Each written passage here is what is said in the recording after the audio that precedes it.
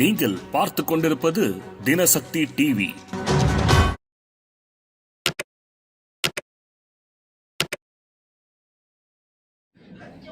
புதுக்கோட்டை திருவப்பூர் ஸ்ரீ முத்துமாரியம்மன் திருக்கோயில் மகா கும்பாபிஷேக விழா வெகு விமரிசையாக இன்று நடைபெற்றது. வேடன் வேட்டைக்கு காட்டை நோக்கி போகும்போது கண்டெடுத்து காட்டு மாரியம்மனாக ஆதிமனை காட்சி கொடுத்து இன்று திருவப்பூர் முத்து மாரியம்மனாகவும் பெண் தெய்வ வழிபாட்டில் மூத்தவளாகவும் புதுக்கோட்டை மக்களின் காவல் தெய்வமாக விளங்குகிறாள் திருவப்பூர் முத்துமாரியம்மன். புதுக்கோட்டையில் தொடங்கும் அம்மன் திருவிழாவில் முதலில் தொடங்கும் மூத்தவளாக திருவப்பூர் மாரியம்மன் போற்றப்படுகிறாள்.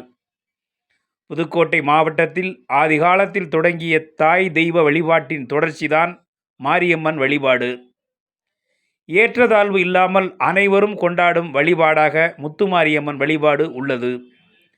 அம்மனுக்கு மாவிளக்கு போடுவது, ஆடு கோழி அறுத்து பொங்கல் வைத்து சோறு போடுவது என்று வழிபாடு தொடர்கிறது.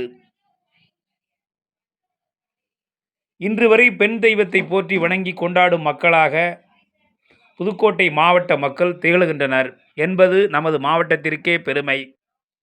இப்படி சாதி மத பிரிவினையின்றி இன்முகத்துடன் காட்சி கொடுக்கும் முத்துமாரியம்மன் மகா கும்பாபிஷேக விழா இன்று வெகு விமரிசையாக நடைபெற்றது.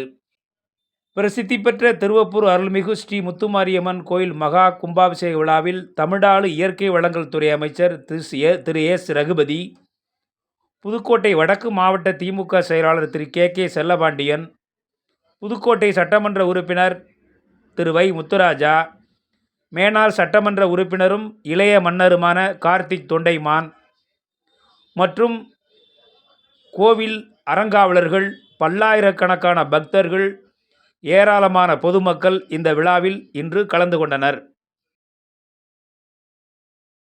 வீடியோ உங்களுக்கு பிடிச்சிருந்தா லைக் பண்ணுங்க, கமெண்ட் பண்ணுங்க, ஷேர் பண்ணுங்க, சப்ஸ்கிரைப் பண்ணுங்க.